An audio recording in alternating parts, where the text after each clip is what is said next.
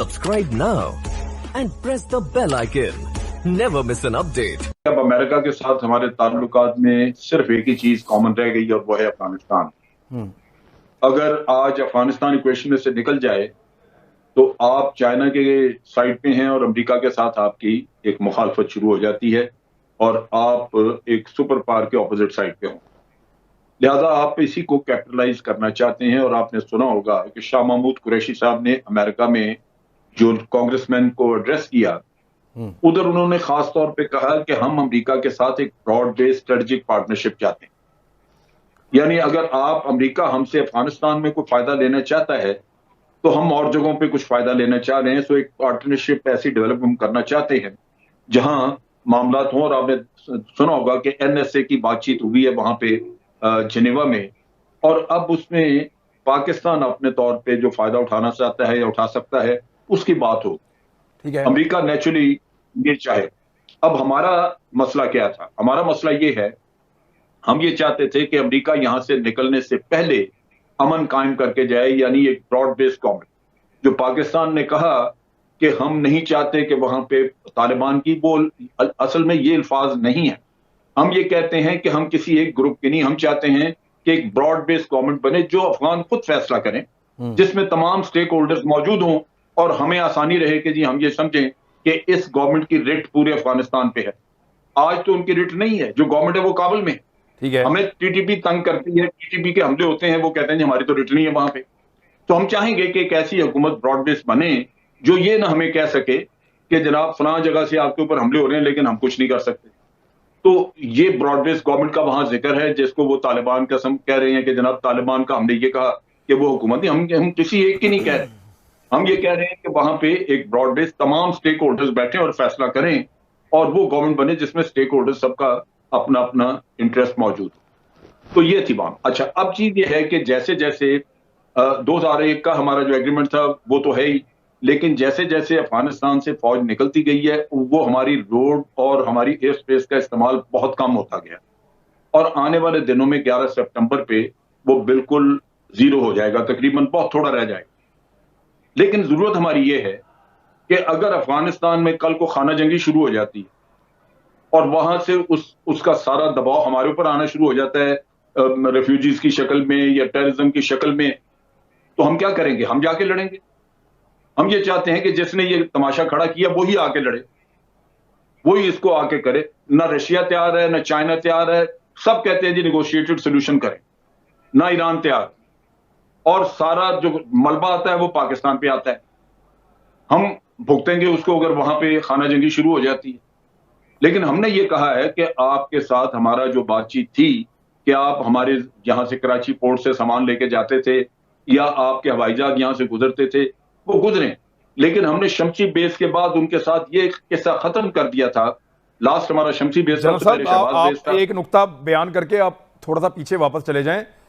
आपने कहा कि ये लड़ाई तो फिर अमेरिका को लड़नी है, तो अमेरिका तो पाकिस्तान के अंदर से बैठ के लड़ेगा, आपको उसको अड्डे देने पड़ेंगे, उसके फौजियों को बैठाना पड़ेगा, उसके हथियारों को यहाँ से इस्तेमाल होना पड़ेगा। कॉन्फ्रेंस की इम्पोर्टेंस को और इसका बैकग्राउंड क्या था, जो कि एक ह्यूमैनिटेरियन सिचुएशन है जिसका सामना है अफगान अवाम को, और इसके जो नताइज हैं, जो आउटकम हैं, जिसके अंदर दूसरी तौर पर ह्यूमैनिटेरियन ट्रस्ट फंड का क़याम है। और मैं बताता चलूँ कि और भी चीज़ें हैं, अगर आप देखें तो उसमें एक फूड सिक्योरिटी प्रोग्राम को इस्टेब्लिश किया गया है। फिर उसके अंदर ये बात की गई है कि किस तरह अफगानिस्तान की एक्सेस बढ़ाई जाए बाकायदा बैंकिंग चैनल्स के लिए, और किस तरह जो लिक्विडिटी का जो एक क्राइसिस है उसको किस तरह एड्रेस किया जाए।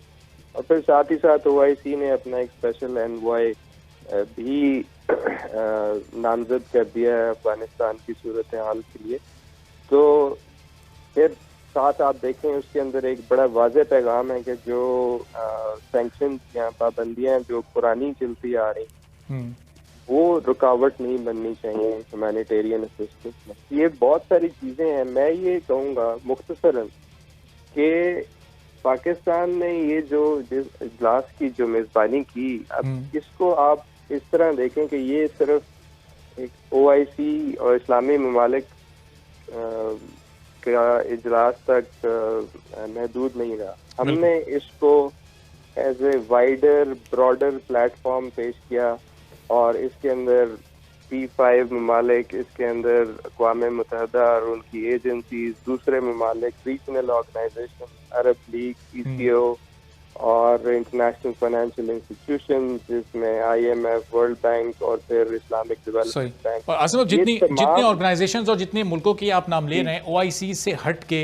जो दीगर ऑर्गेनाइजेशंस या मेंबर्स हैं, उन्होंने कोई एश्योरेंस दी है आपको कि अफगानिस्तान की सूरत हाल में कोई प्रैक्टिकली वो कोई मदद करने के लिए तैयार हैं? जी एग्जैक्टली, बिल्कुल। आपने उनके खिताब भी सुने होंगे जो इनॉग्रल सेशन में इस्लामिक डेवलपमेंट बैंक के सरबराह का जो खिताब था, बिल्कुल वाज़ेह था। और फिर जो under secretary general United Nations के मार्टिन ग्रिफिथ, जिन्होंने यूनाइटेड नेशंस सेक्रेटरी जनरल के बिहाफ पे खिताब किया, उन्होंने तो बिल्कुल 100% वो बात की जो पाकिस्तान और जो इमरान खान प्राइम मिनिस्टर कर रहे थे। और उन्होंने इस कॉन्फ्रेंस को सराहा, उसको एक टाइमली इनिशिएटिव करार दिया, और उन्होंने कहा कि जो इसके मकासद हैं इसको पूरा करने के लिए अक़वाम मुत्तहिदा की पूरी मदद और शराकत शामिल होगी। तो मेरा ख्याल में एक ब्रॉडर कंसेंसस इस कॉन्फ्रेंस से उभर कर सामने आया है, और उसका मकसद भी यही था कि जो इंसानी बहरान है अफगानिस्तान में, उसको एड्रेस करने के लिए पूरे मुल्क में खैबर पख्तूनख्वा बल्दियाती इलेक्शन का रिजल्ट तवज्जो का मरकज बना हुआ है। लेकिन आपको मैं एक बात बताऊं कि इससे पहले कि बाकी क्या हो रहा है और क्या नहीं हो रहा, आज तक हम डिस्कस कर रहे थे कि इमरान खान के पास एक ऑप्शन है कि वो खुद असेंबली तोड़ के अवाम के पास चले जाएं और कहें कि देखो मुझे काम नहीं करने दिया, मुझे मेजॉरिटी नहीं मिली थी, तो मुझे कभी ब्यूरोक्रेट्स ने रोका, कभी मुझे टेक्नोक्रेट्स ने रोका, कभी मुझे दूसरे पॉलिटिशियंस ने ब्लैकमेल किया, मैं तो ऑनेस्ट आदमी हूँ, मेरे तो असासे चेक करो, ये करो, और वो कंटेनर पे खड़े हो जाते। लेकिन अब बल्दियाती इलेक्शन के बाद जो है वो ऑप्शन इमरान खान के पास ख़त्म हो गया, क्योंकि अब लोगों ने वोट दे दिया। और सिर्फ ये KPK का बल्दियाती इलेक्शन नहीं है, अभी तक जितने भी बाई इलेक्शंस हुए हैं पंजाब में, सिंध में, KPK में, हर जगह पे पाकिस्तान तहरीक इंसाफ को मुंह की खानी पड़ी है। ये बल्दियाती इलेक्शन KPK का इसलिए इंपॉर्टेंट है कि यहाँ पिछली हुकूमत के ऊपर कोई ब्लेम गेम नहीं हो सकती।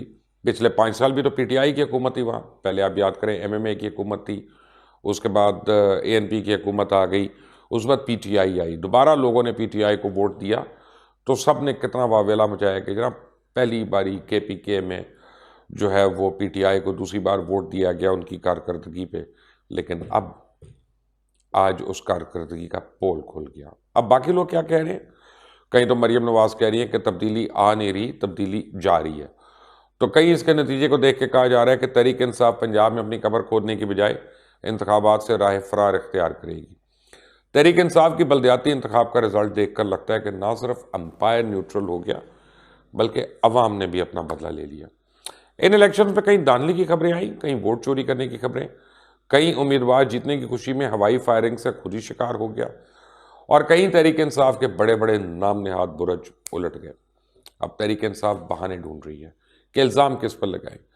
ये तहरीक इंसाफ की खूबसूरती है कि वो इल्ज़ाम अपने ऊपर आने ही नहीं देते। और अब बल्दियाती इंतखाब में ख़राब कारकर्दगी का सारा इल्ज़ाम जो है वो महंगाई पर डाल दिया गया। कौन से पूछे, और महंगाई इतनी ज़्यादा की किसने, और महंगाई का जिम्मेदार हुक्मरान होते हैं या कोई और होता है। इन बल्दियाती इंतखाबात में तो आप ये कह सकते हैं कि तहरीक इंसाफ अपने ही घर में लुट गई, उजड़ गई, हार गई। कहीं तहरीक इंसाफ के MNA पर इल्ज़ाम है कि JUI से उम्मीदवार अपने साले को सपोर्ट कर रहा था, कहीं आज़ाद उम्मीदवार को सपोर्ट की जा रही थी। तहरीक इंसाफ में कितने नज़रियाती लोग हैं इसका तो आपको अच्छी तरह अंदाज़ा है।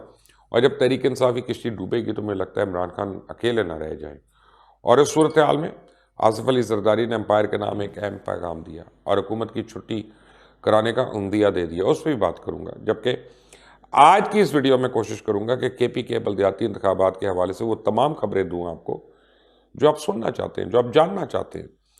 खैबर पख्तूनख्वा के बल्दियाती इंतखाब में तहरीक इंसाफ पीछे नहीं बल्कि बहुत पीछे रह गई है। इन इंतखाबात में 5 सिटी मेयर्स के लिए भी इंतखाबात थे, ताहम सिटी काउंसिल डेरा इस्माइल खान में अवामी नेशनल पार्टी के मेयर के उम्मीदवार को कत्ल किए जाने की वजह से उधर तो पोलिंग मुलतवी कर दी गई।